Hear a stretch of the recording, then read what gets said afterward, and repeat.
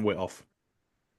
Welcome back to the Hitting the Turnbuckle podcast. Very special interview today and a very special co-host for me, although you will see him more regularly going forward. It is former darts star Matt Edgar. Matt, this is what appearance four for you on this channel now. Yeah, they're adding up now, aren't they? Getting a few in the can. You are getting a few in the can indeed, but our guest at this time, I mean, he really does need no introduction. However, I think the simplest way to say it is 5 stars, 3 words, Rob Van Dam. Welcome to the show, Rob. Thank you very much. That's a good way to do it. 3 words, and then they know what's coming because sometimes they want to go with 3 letters, right? Yeah, I was thinking that, but then I remembered your post. I know you do that time. I'm used to saying RVD, but I still say Yeah. Van Dam. And just a quick one, Rob, before we start getting into it. One of my biggest memories of meeting you was over here in London. You done a Comic Con over here in London. I was meant to bring the picture along, but I forgot it. You signed my belt, which was Edge's Rated R Championship at the time, and I met Edge literally after I met you. But that was one of my best memories of meeting you at the Comic Con in London. Nice. Yeah. Not sure which one, but I think, I've been to a few of them, but was that the one maybe where I had my comic book there, my graphic novel? Do you know? It doesn't ring a bell. That's fine. I The just graphic remember, novel doesn't. No, it was. I yeah, think you were there okay. as a wrestler more than anything else at that point. It was wrestling more than novels Okay. that you Yeah. were there for. Um, on the name, by the way, in 2001 when I was in WWE, Shano McMahon gave me some advice that I always think it was good advice, but I just didn't take it.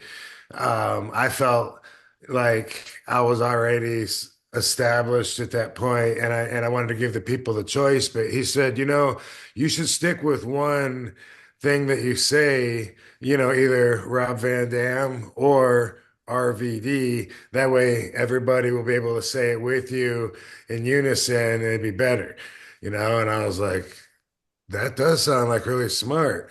And it's like, but I've just been like doing it for so long, which was only like 5 years at that point. Now that doesn't seem like so long.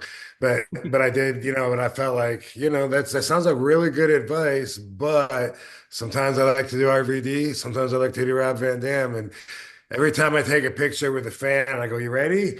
At a convention, and then I go for one and they go for the other, and then it's like, Rob Van Dam. I always think should have taken Shano's advice. Yeah, funnily enough, that is exactly what you done to me. The picture is us doing that, and I think either I'm holding the championship or you are. I can't quite Yeah. remember that far, but yeah, it was. You definitely said that. I do remember at that time. But Yeah. Matt, welcome to the show. What's your first question for Rob this evening? I think it's going to go straight along with that because something that really triggered a thought for me there was that word advice. And I was sat in Philadelphia not too long ago on the Hall of Fame speech for Paul Heyman. And Paul Heyman referenced you quite a bit during that, Rob. What is that conversation or that build up like when he's actually asking you for advice about how to sort of be himself You mean before his Hall of Fame before the speech? Hall of Yeah. Fame? Yeah. He doesn't ask anybody about advice. I never talked to Paul before his Hall of Fame speech about what he was going to say. That's crazy for me to think that anybody would think anything different, because Paul's the man, and that rare moments like that, at least they seem rare to me. Probably not as much as they felt like they were, but that's where you really get to be yourself, and you get to deliver your own message, what's important to you and your values, and what you really want to say to these people, instead of having having to talk about how this title defense Friday means more than anything in my life to me. Come on, like that to me that gets a little old. Like every wrestler says they're the best. I'm the best in the world. That's every single wrestler. That's every UFC fighter. Maybe every boxer. But it's all about But when there's moments like a Hall of Fame speech, that's when there's no box that you're trapped inside of, and you can I don't know if he's Paul ran anything by anybody. I kind of doubt he did, unless I doubt he did. When I did my the speech at One Night Stand, the first one when I had the injured knee and I couldn't wrestle, so 2005, Yeah. everyone was shocked because to hear what I had to say, because that was the first time that I was shooting off the cuff, so they say, and just saying what I wanted to say. And I didn't tell anybody what I was going to say. Nobody asked. I just had the freedom out there, and that was special for me because that was ECW. Otherwise, they would have wanted to hear what I wanted to say. They would have wanted more control of the WWE RVD. At least that's how I felt. But I did, with the exception of Edge, I do remember before I gave my speech, I remember I got, and I said, "Hey, let me run some things by you, let me just get your, and I hit him with like some bulletin points, whatever was on my mind or whatever, and but besides that, I was out there like, you visualize.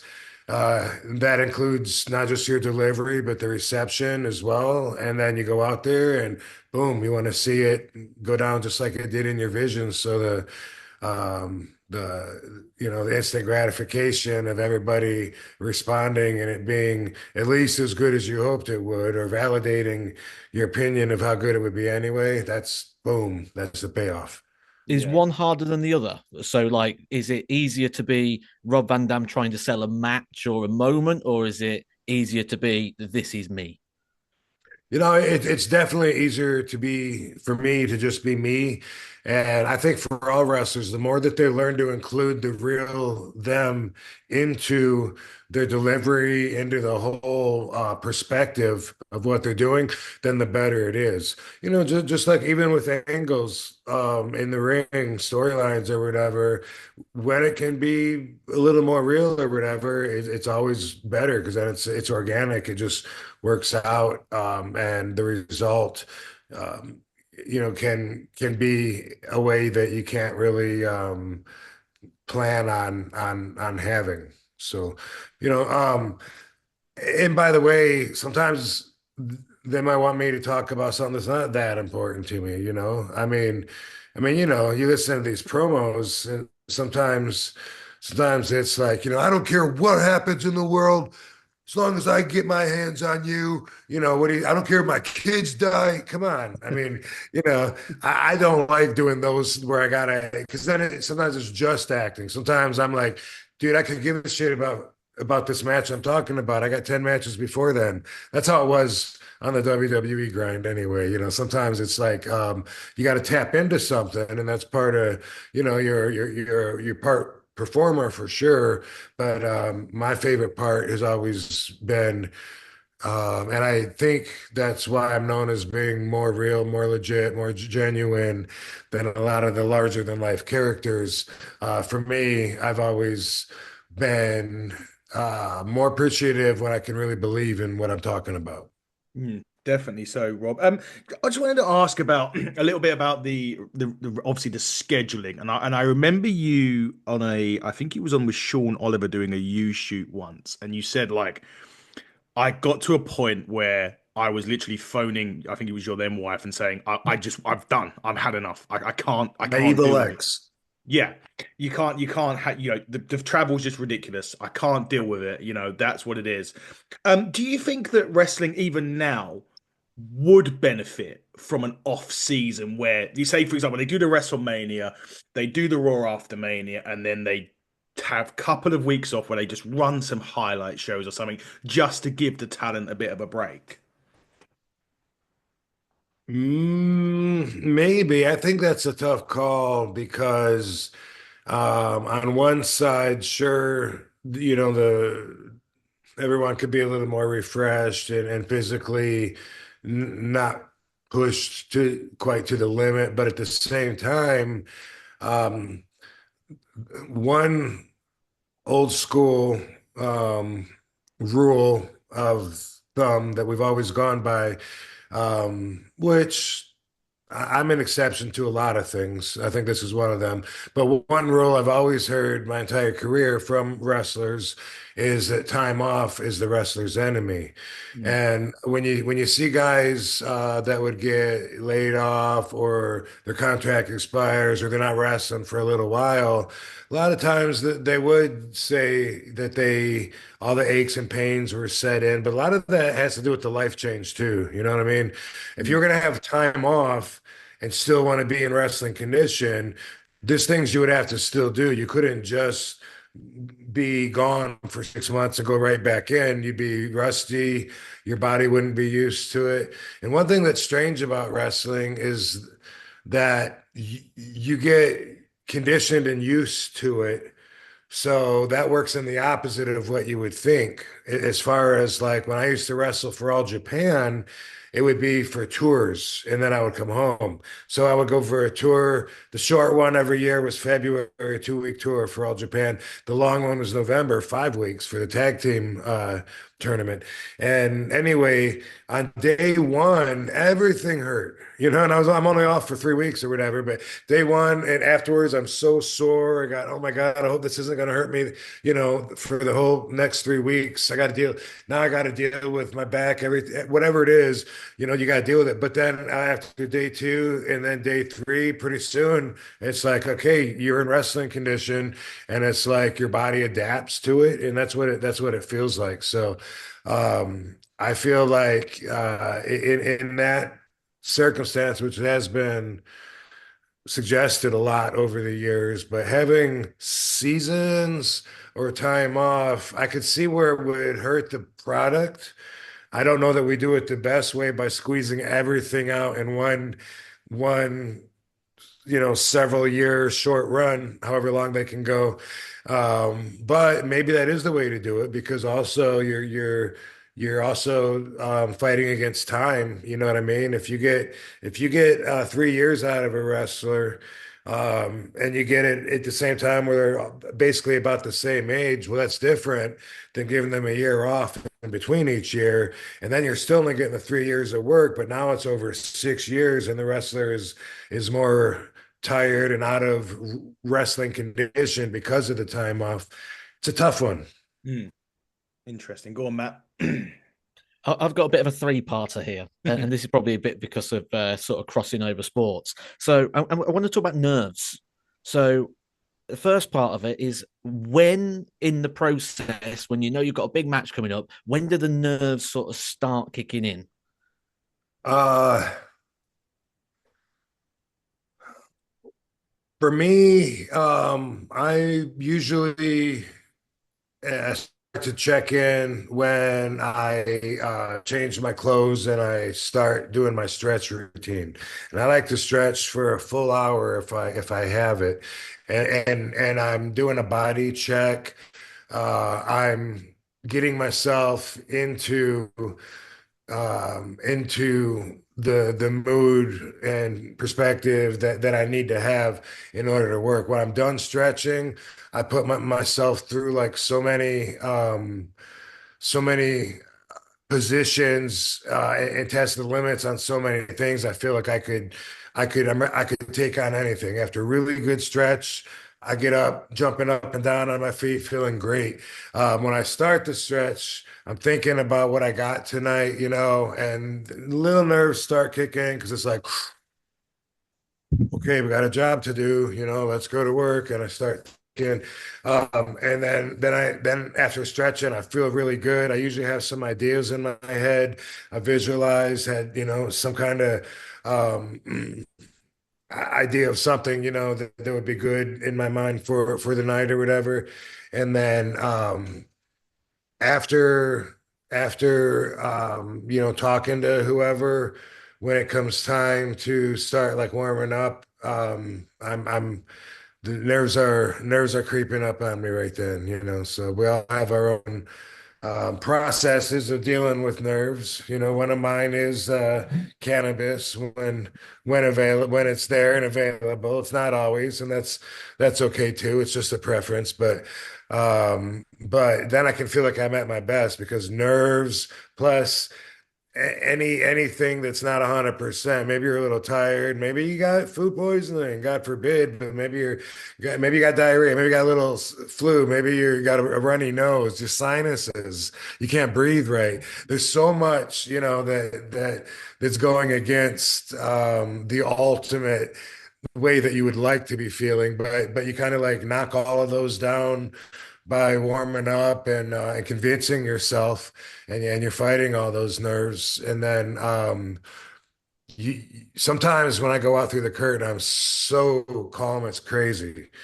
Sometimes I go through and I'm just like, hey, I like that RVD song. Good for you. Hey, I know you're a fan. And I'm just like, I feel like my heart rate hasn't even gone up at all yet. And I'm just like so comfortable. And sometimes it's the opposite, especially if I've put a lot on my own task list as far as like risks, things that could be dangerous, whether I could get hurt or they could just go off. I hate to screw up, and when it's and miss something when it's at the expose of, still for me, memories of the crowd saying, "You effed up, you effed up." You know what I mean? That's what taught me to really be like, I do not. I want this to go off 100%. It taught me to be, so hard on myself, and so I go through all of that, and sometimes the nerves are while I'm like going down clapping. Sometimes I don't feel so great about the match yet, and I'm still thinking like, "Whew, okay, let's see." But then by the time I roll in the ring, usually confidence takes over. I'm like, "This is my office. I mean, how much time have I spent here? This ain't gonna be the one and only bad match that I've had in the last 20 years. Come on, you know." Yeah, I get that. As soon as you get to sort of the stage or for yourself the ring, it's like this is the familiar bit. This is the bit I know. So all the Yeah. other bits can Before be that, I'm preparing. I'm preparing, and part of preparing my mindset definitely does involve dealing with nerves of screwing up. Just nerves and that can, a screw up can happen in several different ways. But like I explained, it could be as simple as like me. And sometimes I want to challenge myself. Hey, I want to do a springboard off the guardrail and then do a helo into the crowd tonight. And then in my mind, I'm thinking like, man, I hope I don't slip on that springboard on the guardrail. And it really, well, I can put so much pressure on. You can almost make yourself screw up if you don't deal with it right. Do you have a preference on that? So you said that sometimes you come out it's really calm. Sometimes I'm guessing it's before you step out, it's really butterflies. Do you prefer to come out with that adrenaline flowing, or do you like to sort of make the entrance when you're feeling calm and relaxed? As long as I feel good, I guess I could see both of those being equally as good, because sometimes when I'm like really calm, it's almost weird. I'm like, I almost feel like it's a dream. That's happened like a few times where I'm just like, dude, you are you warmed up? You got to go to a wrestling match. But I'm so comfortable. And it feels, everything just feels so right on. But then times I can feel like that, get this Superman vibe going on where I'm not calm at all. I'm full of energy and I come out like, whoo, damn, I feel good right now. Like, boom, let's do this. And that's pretty fun too. That's probably what a lot of fans admire about wrestling and fantasize about being one of those wrestlers, is having that feeling, like the Road Warriors used to say, "Oh, what a rush!" Like sometimes it's like that too, and there's so many factors, from what kind of travel I had to get there and how much rest and how the day went, and I usually drink a couple of 5-hour energies in the day before leading up to my match, and so there's a lot going into the process. But I guess I prefer when I feel like Superman, because it is a very physical thing, and I like better when I feel like jumping over the top rope from the floor than when I feel like just taking my time and just, they're both good. But when it comes to getting in the ring and delivering and being the whole effing show, I like a little caffeine. So if you was to give any advice, I've tried to pick out a few things within there for people if they was struggling with performance anxiety. From what I picked out in what you're saying, visualization, breathing, routine. Absolutely. Yeah. You get a process. I mentioned the stretch. My whole routine, I think if you ask any wrestlers, I don't know about all the new guys as much, but from my generation, if you interviewed anybody and asked them who stretched before the match, I don't think they would tell you anybody but me because there was never, with the exception of two people, there was never throughout all of my years anybody that would like get down on the floor and put some time into and I have to feel like I'm at my best. I have to go through that, and then boom, I'm ready. But Devon Dudley stretches, and CM Punk stretched, and they didn't have an hour routine like me, but that was part of their daily process. Other people would come by and they would say like, "Oh man, I got to start stretching with you, Rob," and maybe they would do it for one day and then never do it again. And I understand that a little bit more now because it used to feel really great when I stretched every day because I was wrestling every day, and then after taking some time off because I'm not wrestling as much, it's not as enjoyable when it hurts to stretch. So I get that. I understand that. But my process before my match, I mean, I do jumping jacks, and I do certain foot jumps, going with my feet together, going side to side, shuffling forward and backwards, spinning, pivoting, while I'm jumping. I do some kicks, stretch my legs out.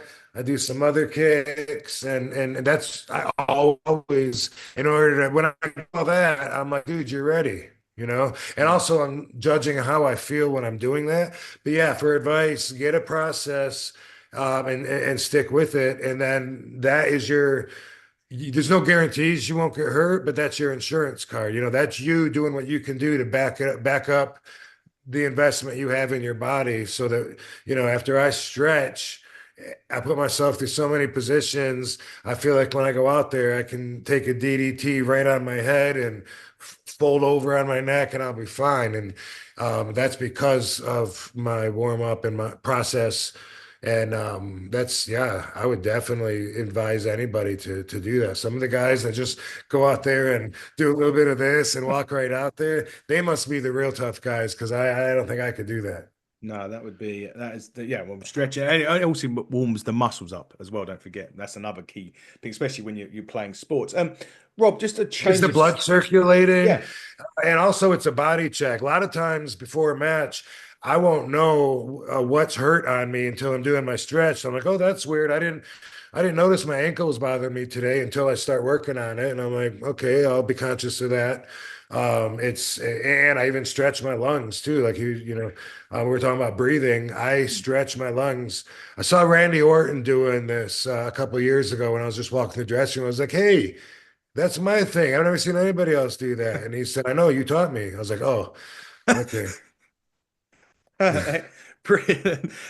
Yeah, so switching gears. This weekend, obviously, in the WWE, it's the Elimination Chamber, and you were one of the first people in the first match of the Elimination Chamber, and it was a massively different structure to what anyone's probably used to. You have the pods, you've got the steel around it.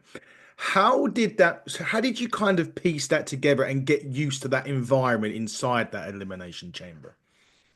Uh, Somebody in the daytime came around to all of us, told us that we were in the match. Um, I I feel like it was hanging up on the from the ceiling, and they were telling us, at 2 o'clock or whatever, they're going to drop everything down, and if you want to get in the ring and feel it around and stuff, it's different. You might have some different ideas what you can do or whatever, and in the meantime, until we bring it down, just kind of be thinking in your head, and look at it. It was like that, so it's I like different. I always like outside of the box when I can, especially when it's a hardcore element. I feel like that's where I thrive and can show my durability, ingenuity, innovativeness. I'm looking at it and I'm thinking, yeah, I mean, maybe jump out catch, onto it and then jump backwards, which became the Spider-Man spot, which I had to fight to get that in. Thank God Kane took it, or nobody would have seen it. And it would have. No, it wasn't Kane that took it. It was Kane that said it was his favorite spot after watching the whole thing. But anyway, it was like that. And then, there's when you go over the rope to the outside, there's not padding there. It's like steel grate, So we had to get in there, kind of feel it, imagine it, and like I said before, visualize what we could. Hmm. That is interesting because again, it seems to be one of those structures that everybody, I wouldn't say fears, but it probably hurts a lot more on that steel structure than it would do in a wrestling, just in obviously a normal cage match, for example, because there's so many different elements to it. But oh god, It's like comparing it to the ramp. When you go up there yeah, on the stage, that there's no forgiveness on those metal grates. And I watch old footage of me doing all these bumps on it, and I'm just like, damn, that could have stayed with me for a while. yeah. I wanted to go back and we would be if you didn't speak about ECW, I don't know what we'd be doing here. I'll give you an idea in the UK of how we got it. We would probably get it about 2 a.m., probably about a month behind what it was over here. So we would literally come in from a night out, probably beard and a bit like the Sandman probably most nights. So Harry would come in and it would be on TV.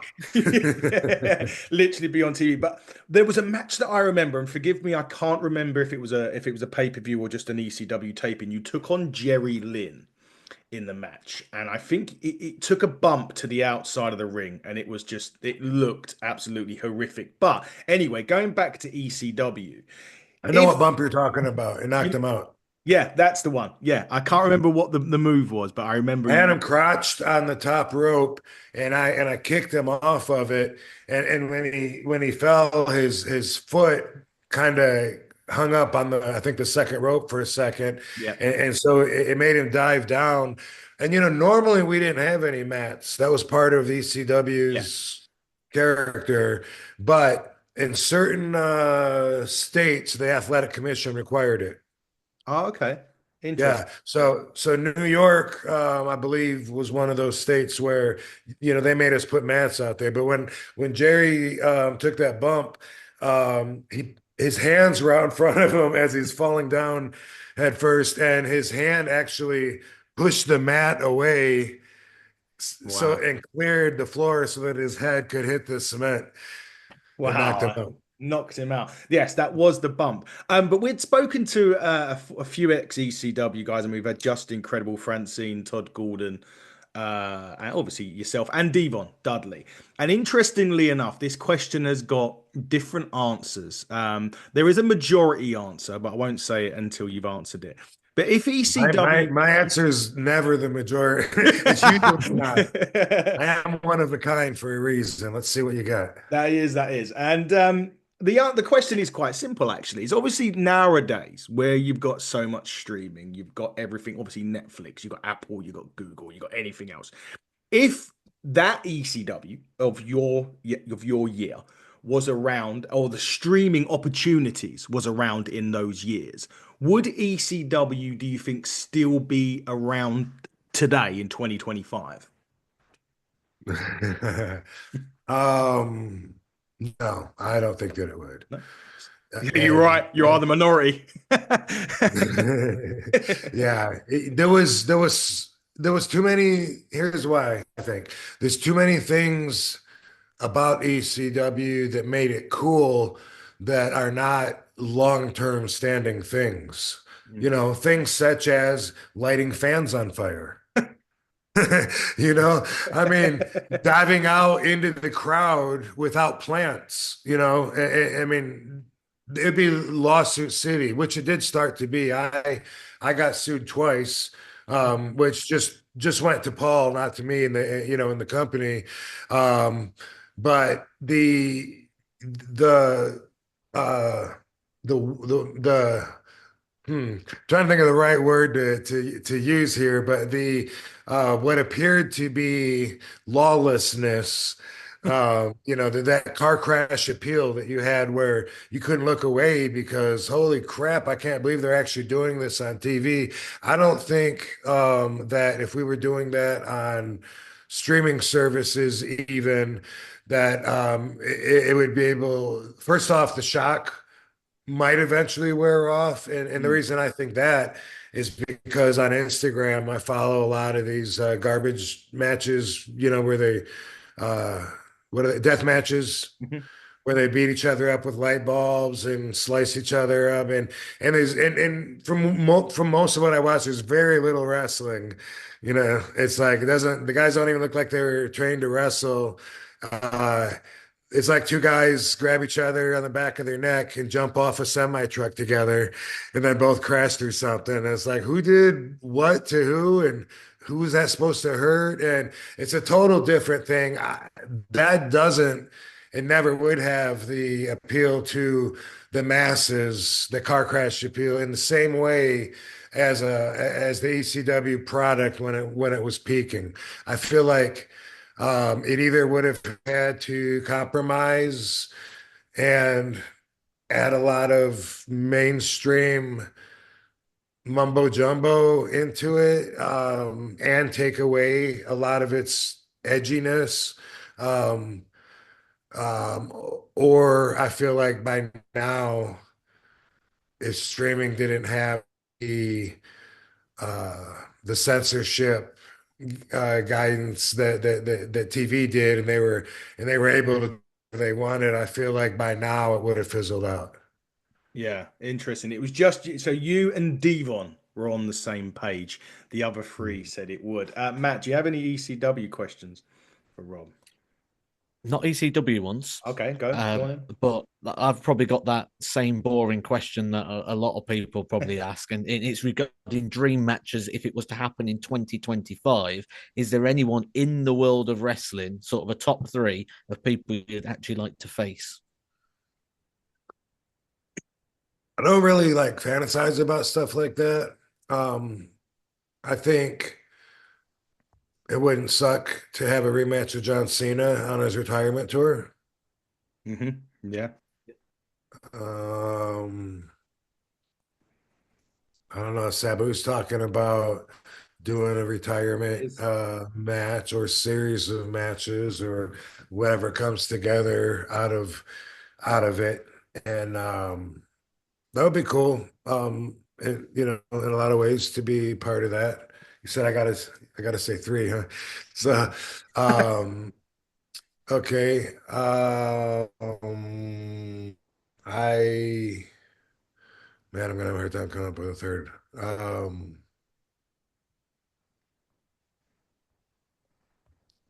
I That's an guess. answer in itself, essentially. That's cool.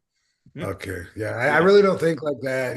It's like um I do get asked that, is there anyone that you get to wrestle in your career that you like to, and this and that, and it really, not that I don't enjoy the job. I love like the showing off aspect of it, and it's fun sometimes, and sometimes it would just be business, for me, for most of my career, it was definitely more just business, like I was taught the first time I was allowed in a dressing room to choose. You're either a fan or you're a wrestler.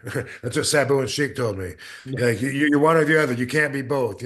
Don't be because I was there as a student. I hadn't had a first match yet. It was in Ohio. Sheik was wrestling Jerry Lawler that night, and I was excited to be there. But they were like, "Don't be asking anybody for their autograph. If you're one of the boys, you're one of the boys." And that was just taken out of me. And anytime I even was like, "Oh my God, they're so and so sad," Boo would be like, "Shut up or get out of it." It was like that's how I was taught. So it might have taken a lot of the enjoyment out of a lot of my career, but at the same time, I don't regret it because that's the way that it was. And I'm old school, and I don't think there's anything wrong with that. Sabu said, "Don't talk to anybody unless they talk to you first, unless you're going to introduce yourself. Then just shake their hand, look them in the eye, and then don't say anything else unless they talk to you." And so, what I would be wrestling guys that I grew up watching, I wasn't still the kid anymore. I was looking out for me now, you know. I couldn't be like, oh my God, I can't believe I'm wrestling Greg Valentine tonight. And I used to watch him. I mean, there'd be a little part of me that realizes that, and I'm grateful, but it's more along the sense of like, wow, I'm following my dreams. This is real, making it happen. It wasn't the same thing as being the fan. And it's always been like after just a few years in, it was always just business, business. Like, don't do that, or and it was Sabu and Sheik both, like they would tell me if I'm getting over somewhere, what are they paying you? All right, tell me you need more. I don't really want to rock the boat. No, forget that, man. They should be paying you more. You're a lot over not more now than you were when you made that deal, and they need you. Boom, boom, boom, and so I think because of that. I don't have like fantasy matches where I think like, wow, it'd be such a good matchup wrestling this guy. It'd be weird for me to think that. There's guys that are my friends. I enjoy wrestling guys that are my friends. Sometimes it's a lot more fun afterwards, especially when we work our asses off and afterwards we're like, man, we killed each other. That was great. But then other times I wrestle people that I don't know or don't like, and sometimes those are great matches too. Yeah, that's it. That is actually quite interesting because some wrestlers are like that. They don't have that sort of fantasy booking, like you say. Rob, I want I to don't even switch. have like a favorite color. Like I don't think my mind works that way. Yeah, When people ask me favorites, if you ask me what my favorite movie is, it's probably gonna change if you ask me, every few months or so. I think I mean, it is business the way I got trained, but at the same time, I'm also a bit of a stoic when it comes to philosophy. Mm. Not that I study stoicism, but when I look at Stoicism, it's almost exactly in line and consistent with all of my values and beliefs, and because of that, it's a lot of stuff is just taken as more matter of fact instead of injecting a bunch of emotion into it. Yeah. Excellent. I want to switch gears now, Rob. Talk about only wrestlers. How did this all begin, and what was the basis behind it? Yeah, yeah, thanks. So only wrestlers is well, first off, it came to be through several meetings. My wife Katie Hmm. had been wrestling for these guys several times. They have a group UWW, and it was an all women's group, and I would go to the shows sometimes when I was able to go when Katie was booked, and they always would ask me, pick my brain, and try to get me involved somehow or whatever. And then one time they said they wanted a meeting, and then they said, what would you do if you ran a wrestling company that would be different? That the and I thought about it, and I never saw myself as having a wrestling company or being a booker, an agent, even, but you never know. But anyway, but what I did tell him, I said, well, I've always had this idea, like forever, I had this idea where the fans could vote on who wrestles who and actually set up the card. And that was my original idea. Mm. I had it years ago because I remember I used to think about the ECW guys. I would think like Kid Cash and all these guys. And I was thinking like part of the show would be if we had the website to be able to add up votes and do it like right before the matches. My original idea was someone goes around with a microphone and, hey, Kid Cash, well, the fans have voted. Are you ready to find out who you wrestled tonight? And it'd be a shoot. Like they only have, half hour, whatever till their match, which would take a certain caliber wrestler because other people want to be planned 3 days ahead of time. And I got New Jack. All right, man. Well, let me go warm up. They'd go, New Jack, you ready to find out who you wrestle? Shit, I got King Cash. Man, I'm gonna tear him up. You better tell him I'm gonna bring a fork, whatever. But that was my original idea. When I shared that with them, we started expanding on it. On would that really be possible? So we came up with only wrestlers. Let me explain it in two separate halves. Half of it, it's a platform where fans can follow, stay connected to their favorite wrestlers. The wrestlers create their own content. Each wrestler that has their own profile, it's like it's their own business. They can put it whatever content they want. As far as videos, pictures, they can live stream. They have a store on their profile, and all kinds of different ways that they can make contact and get it to the fans. And it's up to each wrestler to decide what they want to do, how often they want to do it, what their subscription price is, everything. So that's half of it. The other half is that when the fans become followers of those wrestlers, now they join an association, and then all of us together make the Only Wrestlers Association, the OWA. So we're going to be doing live wrestling shows, and the fans will be voting on different things. It's not going to be just a platform where you set the whole card up. The first show that we have is March 20th in Hollywood, coming up real soon. Part of the reason is to raise some awareness, some funds, whatever we can do for the Los Angeles fire victims. And I got to get more details on that because I have an outfit that I'm planning on donating to the cause. And anyway, at this show, there's a few matches the fans get to vote on. I think they voted on who Brian Cage was going to wrestle, which I think is Chris Masters. Yep. And now they're voting on like one of the girls. But the whole thing is set up so that as the association grows and the company grows, the votes will grow, and they'll be voting on more important things like what towns we should come to, and it even goes from there. But I don't want to get too far ahead. But it's all set up to start out small, and then we would start out with everyone coming on free, helping us work out our kinks on our website, and we still have little things on our website and we're always going to be improving it and making it better. But it's set up so that as it grows, everything else grows, including the time, the attention that everyone's going to be putting towards their own profiles. And myself and Katie and the OW, we are all free, always will be free. So you don't even have to pay anything to join, but you do have to be a paid subscriber to watch the March 20th show, which will be live streaming. Yep. And you can either pay to watch it, or you can just pay to subscribe to one of the wrestlers, and then you get to watch it for free anyway. And all the wrestlers that are on that night, their prices are set at the same as a ticket, which is $6.95. Ah, brilliant. That's interesting because I'm just going on this. It's onlywrestlers.com for those of you out there. So they're voting on Zaya Brookside's opponent, which is either going to be Danny Moe, Jordan Blue, or currently Tessa Blanchard, the newly re-signed TNA wrestler. Tessa Blanchard is winning. And above that, more importantly, because I watch a lot of NWA, so I'm very interested with this one.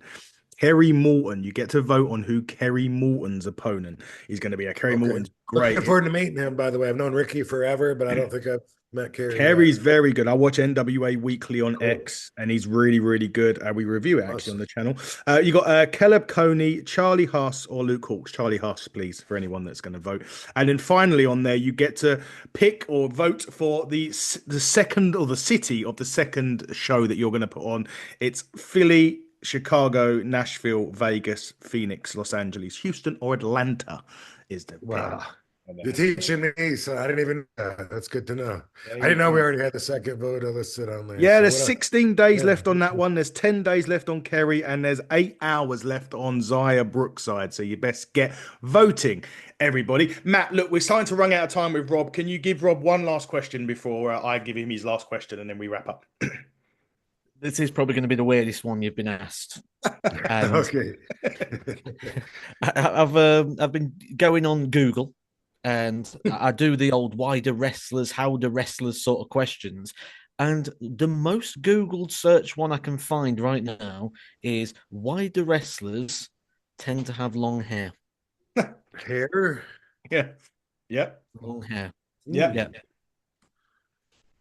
Because everybody wants to be Rob Van Dam. That's simple. That is the best answer you're gonna get. Rob, again, last couple before we wrap up. You've had a lot of great entrance musics in the day. Walk, you had obviously One of a Kind and everything. Do you have a personal? I know you don't do like favorites or fantasy, but do you have a personal favorite of those songs that you had? Um, I, I, no, really, so if I had to pick, I would go with One of a Kind, Mhm. but really it has to do with the way it makes me feel, the Yeah. vibration within my own spirit. So when I wrestle, which I still do sometimes, and I'm on some random card somewhere in Canada, whatever, if they ask me, which they often do, like which song I would like to play, I always put it on them and say, well, look, you know your town, you know the local fans more. Are they WWE fans or ECW fans? Yeah. And we have the TNA song Oh, I as love that well. one. Yeah. So it's always a surprise for me. Like when I tell them to pick it, and I never ask what it was or whatever. So when I'm waiting for my music and I'm going through those jumping jacks and kicks and everything, and I'm waiting, and I know my music's about to hit. It's I feel equally as excited in slightly different ways if they hit One of a Kind, and they start that riff, Mhm. then I'm like, yes, it's an ECW crowd. Like that's cool. I know, like I know how these people connect with me. But if I hear One of a Kind and that music starts, then I still know the fans, even if it's more of a WWF kind of RVD that we're suggesting. I feel like the pop from the fans, the way they can relate to that song, and the memories of the good matches they've had while hearing that song, like that all comes out and is received by me as well. So I really do like both of those, and even my TNA song, which would be a second if those were in tie for first. Yeah, I remember that. It was like Rob Van Dam. It said the whole effing show, I think it said Yeah, afterwards. I think that's the TNA one, if I remember yeah. correctly. My Yeah, Rob. friend, my friend made that song. Oh, really? So I was like, I did the video for it and everything. Um, matter of fact, it says a chair shot straight to the head, Yeah. donk. That was an actual real chair shot Oh, was it? yeah, we did we did that and recorded it in the studio. I think it was me taking it, of course, taking the chair shot, but yeah, little tidbit of information for you there. That chair shot was done in the studio at my expense, so we could get that sound effect in that song. Brilliant. Rob, look, Yeah. it's been an incredible interview with us. Obviously, guys, check out onlywrestlers.com. Like I said, you can vote for a lot of things on there. Get signed up, subscribe to people, get them on there. Obviously, Rob's mentioned his one's free, but obviously, there's other wrestlers on there you can subscribe to. Don't forget to watch the Some of them stream. are free too. And we have Yeah. I think we have over 300 wrestlers right now, and they're still signing more wrestlers signing up every day, more fans signing up every day. I still have a lot of wrestlers that I've told them that I'm going to teach them how to use it. Like Sabu, for instance, he's Yeah. still waiting for me, and I was here last night and I forgot, but I got to show him how to use it um, and a lot of guys. But yeah, we're growing. And I just wanted to mention that we have a community chat center there, so it's a bit of a social thing too. Like go there, go in the chat room and talk to other fans, other wrestlers. Everybody can use that at the same time, the chat room. So we really listen to what everyone said. You can personally instant message us, and I actually respond to all the messages that my followers send to me. So it's cool. We're enjoying it, having fun, looking forward to it growing. I appreciate you helping me get the word out. And we have, by the way, within the first week, we had fans from over 25 different countries. Wow. So yeah, Brilliant. but we definitely need some more in the UK and in Definitely England. so. And In I can England. vouch Rob does respond to messages because he's had a lot from me over these last. That's how this interview came about. I That is should say exactly. that. I don't want to get flooded with the interview requests, No, but this one's been fun. So at least there's that. Exactly that, Rob. Again, thank you so much. And look, if you're ever in the UK and you fancy wrestling for a championship, make sure you hook us up because we have got a wrestling championship on the UK wrestling scene that we'll be more than happy to bring you along and have you have a match for that championship if in the future that is a big. Okay, I'll keep that in mind. Really brilliant. But guys, this has been Hitting the Turnbuckle podcast. A big thanks to my special co-host, Matt Edgar. Like I said, he's been 5 stars. 3 words. Rob Van Dam. And until next time, And if everybody. I happen to say 3 letters, then what's coming up? RV. It works, right? I It just does. it's gotta start with 3 letters or 3 words. Exactly that, guys. Until then, big coming up on the show soon, Scott Steiner and Gangrel. But until next time, everybody, buckle down, stay safe, and goodbye.